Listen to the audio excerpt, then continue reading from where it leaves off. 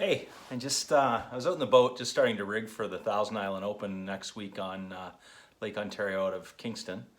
And I thought the question I probably get asked more than anything else is with regard to drop shotting. It's something that I've done for a long time. I spend a really high percentage of my tournament time fishing a drop shot.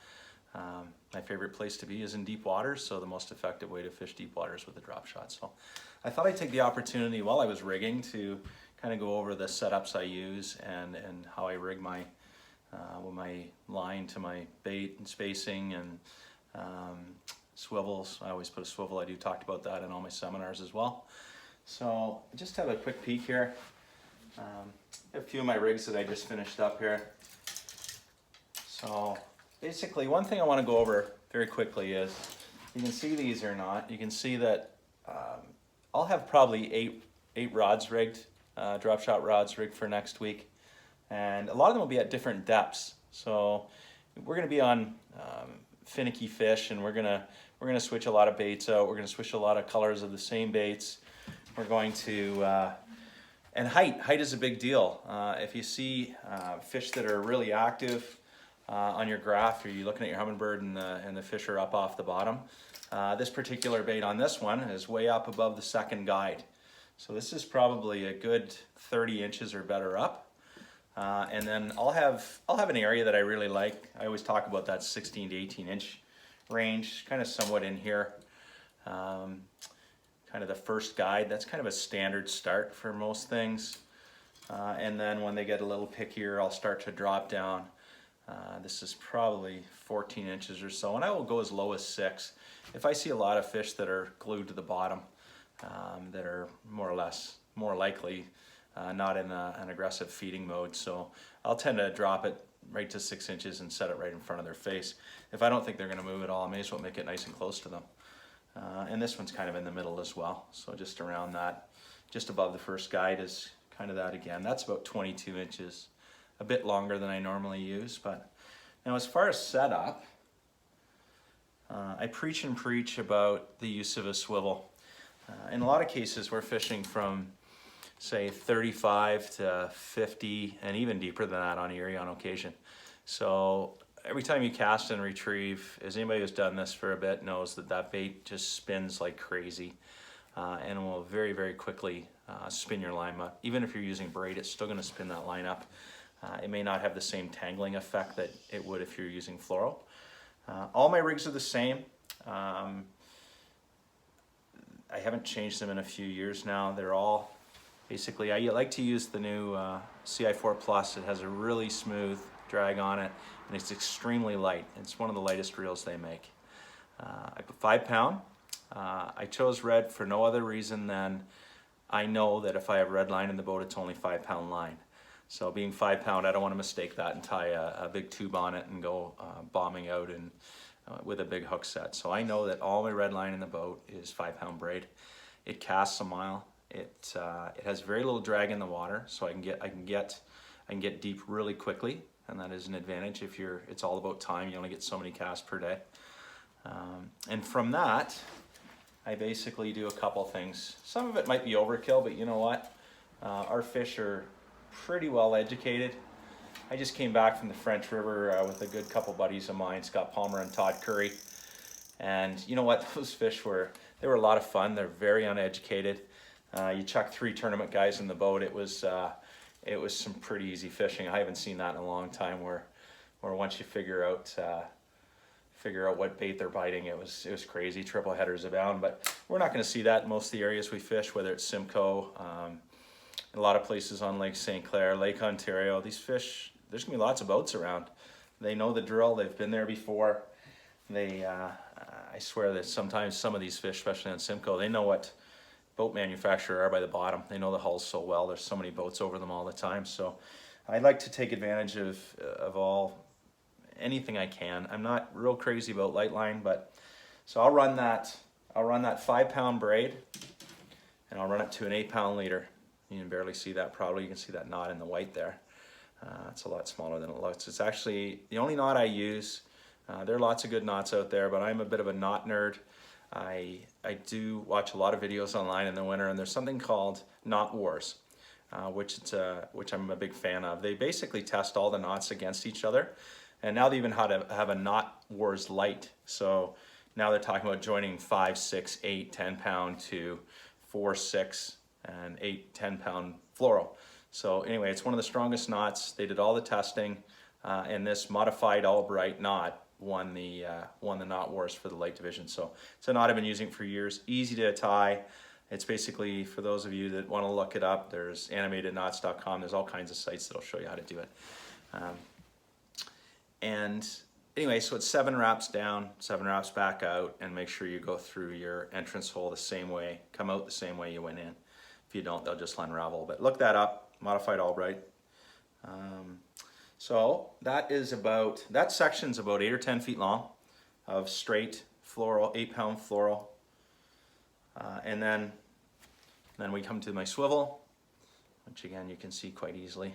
It's a very small swivel. These happen to be, lots of manufacturers make them, so don't cheap out though, because if you get a cheap swivel and it breaks, it's not doing you a lot of good. So this one happens to be a Spro. They're a little pricier than some of the other manufacturers, but again, I don't want to break one. I have broke certain ones before. I haven't broke one of these, so I have no affiliation to Spro whatsoever. But it's size 10, so it's quite small. The next catch is you don't want to be reeling these through your guides. Regardless of the type of guide you have, it is metal, so you're going to have the clicks. So I only now once I start going down from there, I rarely go more than 24 inches between the swivel and the hook. That may seem longer, but it's not. That way I can still cast and not have to reel in through the guides and hear the click, click, click, because that just does damage to your guides. Somewhere along the way, you're going to hook set, your line's going to break, and you're going to wonder why. Anyway, so I go 24 inches-ish to my hook, which is traditionally, and again, I have no ties to Gamakatsu whatsoever. Bottom line, they make a good hook. This is a finesse. This is a split shot drop shot, Gamakatsu size 1. Very, very sharp, sticky sharp. And when I say sharp, people often feel it and think it's very sharp. If it slides on your finger now, it's not sharp. It may feel really sharp when you put it in your skin, but it should not slide on your fingernail with a light touch. If it does, hone it up a little bit with a small diamond file. And I'm not talking about a big fishing file. I'm talking about a small, like a fly fishing. They're about 3 inches long, diamond texture, very, very sharp, and meant for doing steelhead hooks, fly hooks, very small hooks. So they won't go aggressively rub off the little bit of surface you have. As you can see, it's very, very small. So this is one of my regulars. This is a crosstail made by Jackal. I'll have several different, they make a couple different lengths, and I'll have several different colors in there. This one's very, very subtle. And I like a lot of the smoke purple ones as well. And then again, the distance to the weight is somewhere in the area of generally 14 to 18 inches, and then I will go as low as 6. Never really lower than that. What's the point? At that point, you may as well be throwing a tube. If they're that glued to the bottom, just put a tube down there and put a little more power to them rather than finessing them with a drop shot. And the other thing that unless I'm fishing shallower than 20 feet, I use a 1/2 ounce weight. I'm in a hurry to get down there. If I'm fishing deep, I want it to get down there quickly. A 1/2 ounce you can still move to some degree with these rods. These rods are not traditional drop shot rods you're thinking of. These are basically, Loomis calls them a jig, basically a jig worm kind of setup. This particular one is my favorite. It's an NRX 872, so it is a jigging power, like a light tube rod, but we're not fishing for little fish. This isn't what you might see in the U.S. watching MLF, where they're catching pound and a half, 2 pounders. Our smallmouth here, to win that tournament next week, you're going to need a 5 pound average, probably a little bit better. And those fish they got a head like a brick. Like, we're not in 50 feet of water. If you're trying to use a rod that's better suited to perch, you're not going to land a lot of them, because you have to get through that heavy bone in the front of their face, especially if you hit them square on. If you're fortunate, they will turn and you'll catch them on either side of the mouth, but if you hit them anywhere central, below the nose, it is solid. And the bigger the fish, the more solid that is. You'll often hear people, and I hear that all the time in a lot of places I go, where if the big hook set and the guy says, or the person says, oh, I had 3 good shakes and it came off. Well, chances are he got hit square in the face, and if it's the bigger the fish, the harder they hook, and you quite often lose those fish right away. I don't really hook set per se. I will lift and reel. So I fill the strike and I'll lift and reel into the fish, and that little split shot, drop shot hook will kind of wiggle and it'll go right through that bone. Sometimes, quite often, the hook's junk by the time I get it out. It is in there that well. So, and that's kind of what you're after, right? So this particular setup, for years and years I used straight fluoro with a lot of success actually, but I found that I still use straight fluoro, 8-pound fluoro if I'm fishing less than 20-25 feet, especially in the 15-foot range when I'm doing a lot of casting. But when I started fishing deeper with a little heavier gear, it just wasn't working as well. I was missing too many strikes. I wasn't getting as good of a, again, it's not really a hook set, but my hookup rate wasn't as good as it should have been. So I ended up going to the 5-pound braid. And I have been back and forth for years, and there's been an ongoing debate about it. But for me, this particular setup that I use, all my rods are the same, all my reels are the same, and all the lines are the same. I may on occasion have a 6-pound rig set up on a softer rig if I don't pull it out unless I have to. If I have really fickle fish that for some reason I just can't get to bite after multiple bait switches, color switches, height switches, bait cadence, things like that, I will occasionally try 6, but my experience is that it really has never helped from 8 to 6. I haven't gotten any more bites with 6 than I have 8, but I have lost a lot more fish comparatively to fishing 8, because worst case scenario, you're in rough water, which we're going to see next week on Lake Ontario for sure. Some of those days it's not going to be calm every day. Some of those days it's going to be rough, and probably good and rough. So now you've got a big fish, 5-pound fish or better, and he is upwind of you, big rollers or waves, and you're trying to get him to the boat.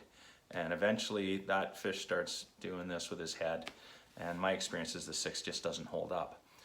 And the last thing you want to do is start losing these fish in a school, because nothing shuts a school down faster than a fish coming down in a panic after being brought all the way to the surface and swims down. And I don't want to say fish are smart, but they have a very minuscule brain, but that some days they sure make us look silly.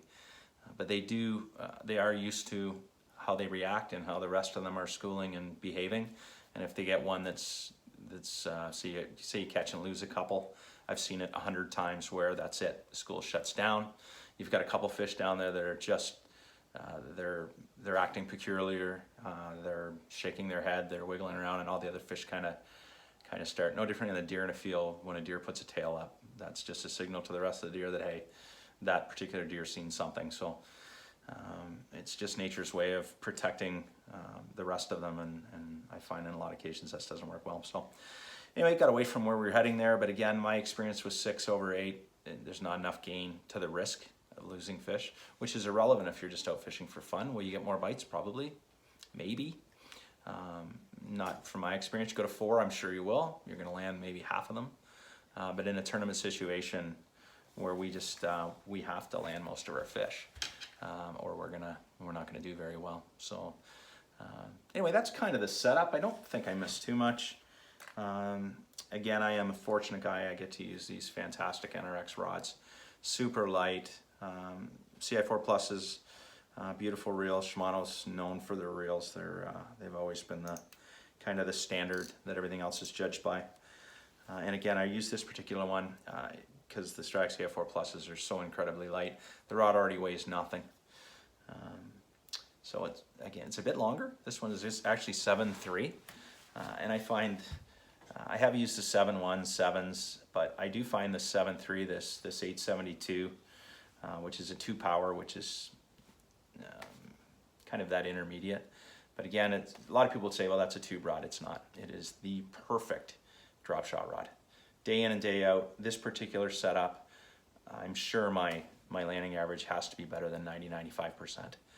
And on some days, barring breakoffs, I've had 100% days, which is pretty rare in the world of deep water bass fishing. But I spent a lot of years dialing in this particular setup.